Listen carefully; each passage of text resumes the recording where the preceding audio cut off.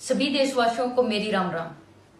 पिछले कुछ दिनों से मैंने एक दो ट्वीट किए थे, उसके बाद से काफी लोग मुझे फेसबुक मैसेंजर पर, व्हाट्सएप पे और ट्विटर मैसेंजर के ऊपर गलत गलत मैसेज दे रहे हैं, गालियां दे रहे हैं और कुछ लोग फोन करके भी धमकियां दे रहे हैं। तो उन लोगों को मैं एक बात कहना चाहती हूँ कि कान खोलकर एक बात सुन लो और दिमाग में बैठा लेना कि मैं कोई जारा वसीम नहीं हूँ कि तुम्हारी धमकियों से डर कर घर पे बैठ जाऊंगी। मैं तुम्हारी धमकियों से नहीं डरने वाली, असली बबीता फोगाट हूँ।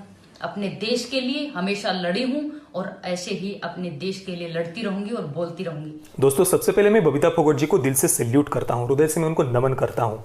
उन्होंने जो ट्वीट किया था उस ट्वीट के लिए और उन्होंने जो हिम्मत दिखाई है उस हिम्मत के लिए। दोस्तों, 2 दिन पहले बबीता जी ने एक ट्वीट किया था कि कोरोना वायरस भारत की दूसरे नंबर की सबसे बड़ी समस्या है, जाहिल जमाती अभी भी पहले नंबर पर बना हुआ है। उनके इस ट्वीट करने के बाद में भारत के जितने भी लिबरल्स है, वामपंथी है, सेक्युलर्स है, तथाकथित फेमिनिस्ट है, वे सभी के सभी बबीता जी पर टूट पड़े। उनको बहुत गंदी गंदी गालियां दी जा रही है, उनको बहुत भयानक भयानक धमकियां दी जा रही है, मैसेज करके, फोन करके, ट्वीट करके, हर तरफ से उन पर अटैक किया जा रहा है।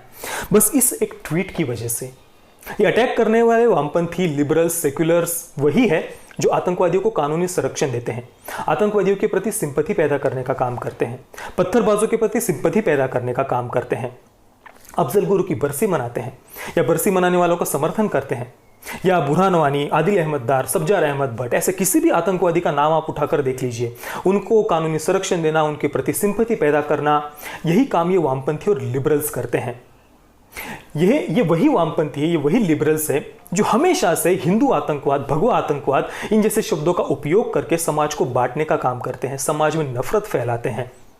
पर दूसरी तरफ यही वामपंथी, यही लिबरल्स ये कहते हैं कि भाई आतंकवाद का कोई धर्म नहीं होता, आतंकवाद का कोई रंग नहीं होता।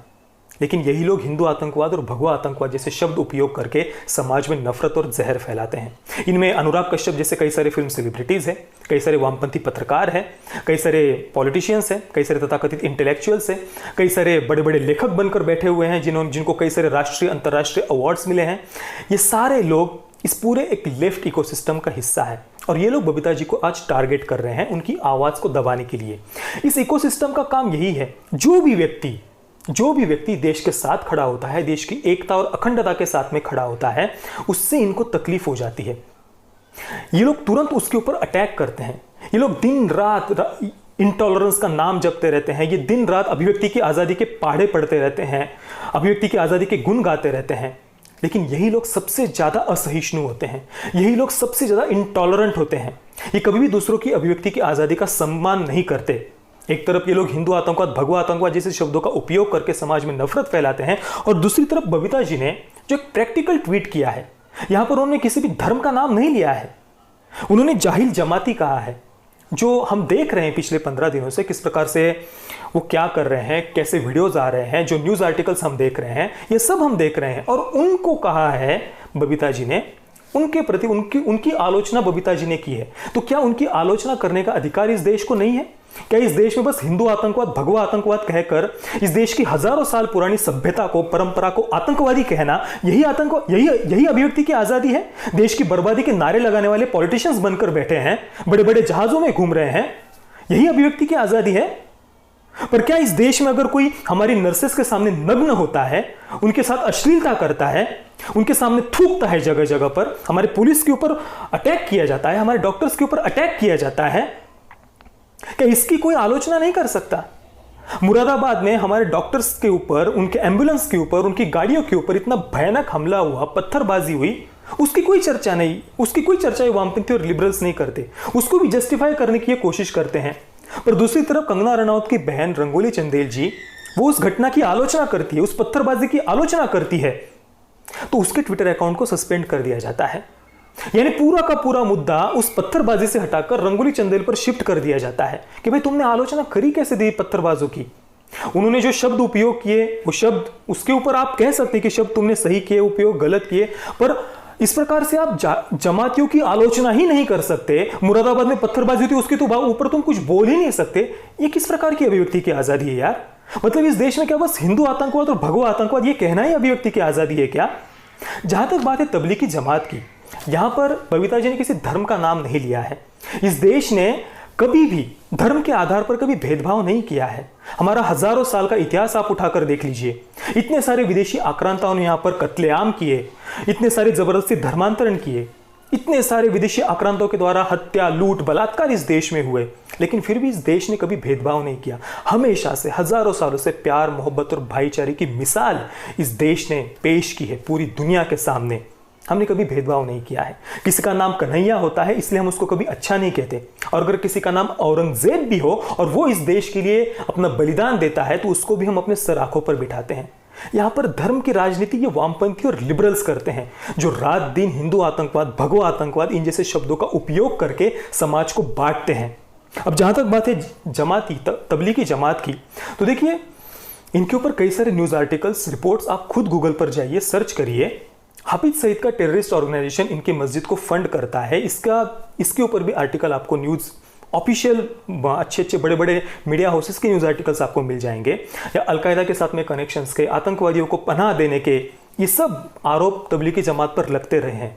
इतना ही नहीं, 2011 में दिल्ली हाईकोर्ट में जो बॉम्ब ब्लास्ट हुआ था उसमें भी तबलीगी जमात का नाम आया था। ये भी न्यूज आर्टिकल्स, लिंक्स आपको गूगल पर मिल जाएंगे। तो क्या ऐसी तबलीगी जमात की आलोचना इस देश का कोई व्यक्ति नहीं कर सकता? और बबीता जी तो कोई सामान्य व्यक्ति नहीं है, वे सेलिब्रिटी है, इतनी बड़ी देश की खिलाड़ी है, उन्होंने राष्ट्रीय अंतर्राष्ट्रीय स्तर पर देश का नाम गौरवान्वित किया है। तो क्या उनको बोलने का अधिकार नहीं है? और वे बस जिन्होंने ये जाहिलियत की है, जो इस प्रकार से हम 15 दिन से देख रहे हैं क्या हो रहा है, इतनी भयानक घटनाओं की अगर वो आलोचना करती है तो क्या उनको आलोचना करने का अधिकार नहीं है? मतलब हम बस आतंकवादियों के प्रति सिंपैथी पैदा करने लग जाए तभी हम अभिव्यक्ति की आजादी, तभी उनको ही अभिव्यक्ति की आजादी है क्या? इतने बड़े सेलिब्रिटी खिलाड़ी के ऊपर, एक स्त्री, एक महिला के ऊपर इतने अटैक किए जाते हैं, इतने भयानक उनके ऊपर गालियां दी जाती है, धमकियां दी जाती है, पर इस देश का कोई फेमिनिस्ट, कोई लिबरल आज उनके साथ में नहीं खड़ा है। इन लोगों को कबीर सिंह में एक थप्पड़ वाला सीन था, एक काल्पनिक फिल्म, पूर्ण रूप से काल्पनिक फिल्म, तो कबीर सिंह, उस काल्पनिक फिल्म के एक काल्पनिक सीन को लेकर ये छाती कूटते हैं। सैकड़ों हजारों वीडियोस यूट्यूब पर मिल जाएंगे, बड़े बड़े सो कॉल्ड यूट्यूबर्स के, बड़े बड़े सो कॉल्ड इंटेलेक्चुअल्स के, बड़े बड़े सो कॉल्ड फेमिनिस्ट के, बड़े बड़े सो कॉल्ड क्रिटिक्स के। इनको कबीर सिंह से तकलीफ हो रही थी, वहां पर उनको बड़ी महिला सशक्तिकरण और महिलाओं के अधिकारों की बात याद आ रही थी। कल एक acid attack survivor Rangoli Chandel ji, उनके ऊपर एसिड अटैक की धमकी दी जाती है, उनके एसिड अटैक को सेलिब्रेट किया जाता है और ये इच्छा की जाती है कि भाई और इनके ऊपर एसिड अटैक होने चाहिए। किसी फेमिनिस्ट के पेट का पानी नहीं हिलता, किसी फेमिनिस्ट को कोई तकलीफ नहीं होती है। आज बबीता जी इतनी बड़ी सेलिब्रिटी, उनके ऊपर इतनी भयानक धमकियां, गालियां दी जाती है, लेकिन कोई लिबरल, किसी फेमिनिस्ट, किसी लिबरल के पेट का पानी नहीं हिलता। इंदौर में महिला डॉक्टर्स के ऊपर हमला होता है, किसी लिबरल के पेट का पानी नहीं हिलता। बेंगलोर में एक आशा वर्कर, एक वृद्ध महिला, उनके ऊपर इस प्रकार से अनाउंसमेंट करके हमला होता है, किसी लिबरल के पेट का पानी नहीं हिलता। कितनी हिपोक्रेसी, कितना दोगलापन। पर आज हमारे देश का एक बहुत बड़ा युवा वर्ग इस प्रकार से उनका ब्रेन वॉश हो गया है इस एनडीटीवी जैसे चैनल्स के द्वारा, इन तथाकथित इंटेलेक्चुअल्स के द्वारा, कि उनको समझ में ही नहीं आ रहा कि वो क्या कर रहे हैं। इस प्रकार से मैंने मनुष्य से लिबरल बनने की प्रक्रिया, इस नाम का एक वीडियो बनाया है, वो वीडियो आप जरूर देखिए कि ये जो आज की इतनी बड़ी युवा पीढ़ी, उनके सामने सारे तथ्य, सारे फैक्ट्स, सब कुछ उनको दिख रहा है कि किस प्रकार की हिपोक्रेसी ये वामपंथी दिखाते हैं, लिबरल्स दिखाते हैं, लेकिन फिर भी वो उन्हीं वामपंथियों का, उन्हीं लिबरल्स का साथ देते हैं। वो वीडियो आप जरूर देखिए ताकि आपको पूरा समझ में आएगा कि आखिर ये सब हो क्या रहा है देश में। क्यों एक युवा पीढ़ी का इतना बड़ा वर्ग, उसका ब्रेन वॉश क्यों हो गया है? क्यों वो खुलेआम आतंकवादियों का समर्थन करने वालों के साथ खड़ा हो जाता है? क्यों वो अफजल गुरु की बरसी मनाने वालों के लिए जो अपनी स्क्रीन काली करता है, उस पत्रकार को वो ईमानदार कहने की हिम्मत आखिर कैसे करता है? वो वीडियो देखिए आप। और बबीता जी, आपको दिल से नमन है, हृदय से नमन है, सैल्यूट है आपको, आपकी हिम्मत के लिए। और आपने कोई भी गलत ट्वीट नहीं किया है। अगर इस देश में अगर कोई पुलिस के ऊपर, डॉक्टर्स के ऊपर, नर्सेस के ऊपर हमला करता है तो उनकी आलोचना करने का अधिकार देश को है। अभिव्यक्ति की आज़ादी का ठेका केवल लिबरल्स और वामपंथियों ने नहीं लिया है। जय श्री राम, वंदे मातरम। मैं तुम्हारी धमकियों से नहीं डरने वाली असली बबीता फोगाट हूँ। अपने देश के लिए हमेशा लड़ी हूँ और ऐसे ही अपने देश के लिए लड़ती रहूंगी और बोलती रहूंगी। और मैंने जो ट्वीट किया उसमें कुछ भी मैंने गलत नहीं लिखा है। मैं अपने ट्वीट पे अभी भी कायम हूं और आगे भी रहूंगी, क्योंकि मैंने सिर्फ उन लोगों के बारे में लिखा है जिन्होंने कोरोना संक्रमण को फैलाया। आप लोगों से पूछना चाहती हूँ, क्या तबलीग की जमात वाले अभी भी नंबर 1 पे नहीं बने हुए? क्या तबलीग की जमात वालों की संख्या अभी भी नंबर 1 पे नहीं है?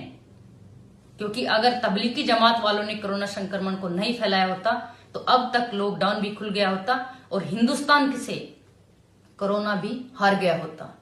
तो जिन लोगों को सच सुनने में प्रॉब्लम है तो वो लोग एक बात और सुन लें कि मैं हमेशा सच बोलती रहूंगी और सच लिखती रहूंगी। अगर आप लोग सच सुनना पसंद नहीं करते तो या तो अपनी आदत सुधार लें, नहीं तो सच सुनने की आदत डाल लें। Thank you so much. जय हिंद, जय भारत।